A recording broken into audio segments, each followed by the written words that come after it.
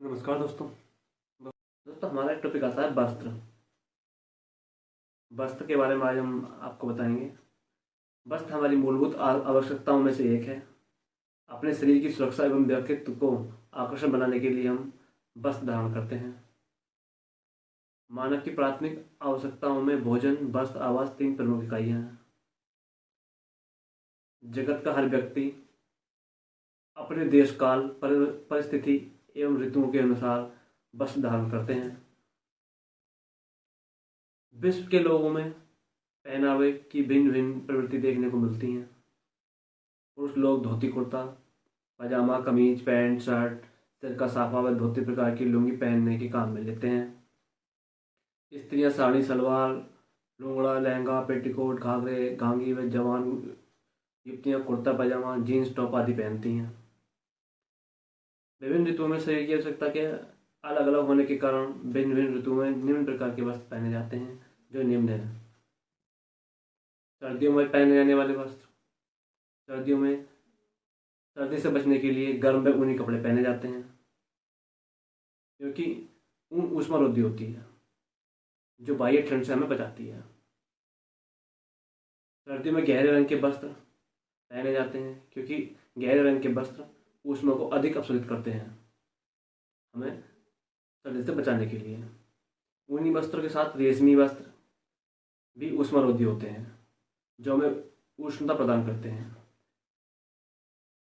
अतः हम सर्दियों के समय ऊनी वस्त्र व रेशमी वस्त्र धारण करने चाहिए। सर्दियों में प्रमुख वस्त्र स्वेटर शॉल टोपी और कोटी और मफलर आदि हमें पहनने चाहिए।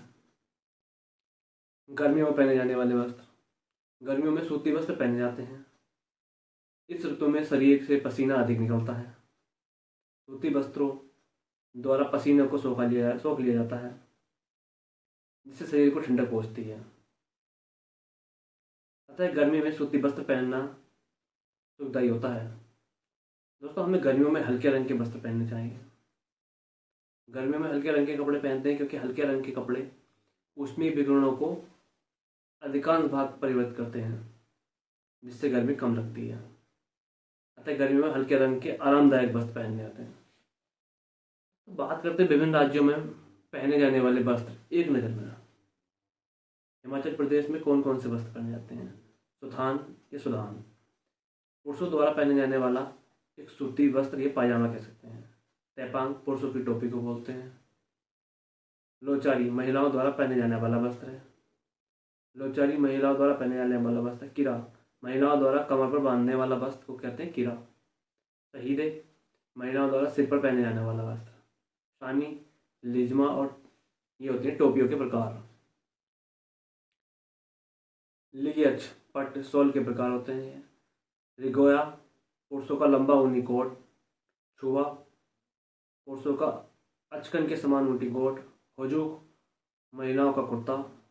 गछांग पुरुषों द्वारा कमर पर पहने जाने वाला वस्त्र।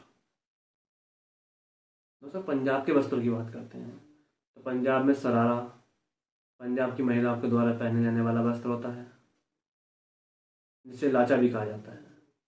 फुलकारी शॉल का प्रकार। टांबा तहमत पुरुषों द्वारा पहने जाने वाली धोती को कहते हैं। बात करते हैं गुजरात के वस्त्र में।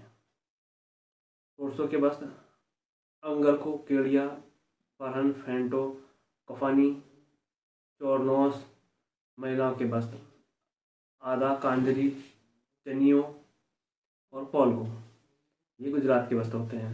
लक्षद्वीप के वस्त्रों की बात करें तो काची थाटम ये महिलाओं के वस्त्र हैं। असम के वस्त्र महिलाओं के वस्त्र चादर मेखला मूखा रिजामाफाई रिहा फेफेक छुरा चेखम चोर, ये महिलाओं के वस्त्र होते हैं। पुरुषों के वस्त्र की बात करें तो सिनसासो फेटोंग रिका और मिबू, ये असम के पुरुषों के वस्त्र होते हैं। अरुणाचल प्रदेश की बात करें तो महिलाओं के वस्त्र में जेनसेम तिरसा तिरसा बोलते हैं सिर के वस्त्र को। मुस्टाइम पुरुषों के वस्त्र की बात करें तो मुकाक होता है कमर का वस्त्र। जम्मू कश्मीर के वस्त्र की बात करें तो महिलाओं में बुर्गा तरंगा और कुंटोप्स। पुरुषों में पठानी सूट गोचा गोचा बोलते हैं भेड़ की खाल का एक बना हुआ वस्त्र होता है गोचा। मिजोरम के वस्त्र की बात करें तो मिजोरम में महिलाओं में डकमांडा, डकमांडा होता है कमर का वस्त्र, और किरसा, किरसा बोलते हैं सर के वस्त्र को। वान वेइंग और एक्टिंग और टैपमो ये महिलाओं के वस्त्र हैं मिजोरम के। सिक्किम के वस्त्र की बात करते हैं तो सिक्किम में महिलाओं में डुम डुमडुम यामा, डुमडम यामा साड़ी की तरह एक वस्त्र होता है। पापाउरी, पाचाउरी, होजू, पाचाउरी होजू, केसुन टारो पागडोन ये महिलाओं के वस्त्र हैं। पुरुषों में थोकरू और डूम। दोस्तों घर को वस्त्रों का रख रखाव कैसे करें? वस्त्रों को साफ सुथरा रखना चाहिए, वस्त्रों को प्रेस करके रखना चाहिए और वस्त्रों की सुरक्षा करनी चाहिए। वस्त्रों की धुलाई के बारे में, वस्त्रों की धुलाई ड्राई क्लीन, चाय का धब्बा नींबू और ग्लिसरीन से हटा दिया जाता है। नीली स्याही को अगर लगी होती है कपड़ों पर तो उसको नमक और नींबू के रस से हटा सकते हैं। वस्त्रों की सफाई के लिए साबुन, डिटर्जेंट पाउडर का प्रयोग किया जाता है। वस्त्रों को ज़्यादा मैले नहीं रखने चाहिए क्योंकि ऐसा करने से हमें बीमारी के शिकार हो सकते हैं। दोस्तों हथकरघा और पावरलूम के बारे में बात करेंगे। तो वस्त्र बनाने की पुरानी परंपरा रही है जिसको बनाने के लिए विभिन्न सामग्री व तकनीक का उपयोग किया जाता रहा है, जिसमें ताना और बाना दो प्रकार से इसके किया जाता है। बाना होता है क्षैतिज दिशा में लगा धागा और ताना होता है लंबवत दिशा में लगा धागा। सरकार ने हथकरघा क्षेत्र में विकास के लिए सर्वप्रथम 1940 में कदम उठाया था। उद्देश्य है कारीगरों को स्थायित्व देना और विदेशी मुद्रीकरण कमाने हेतु।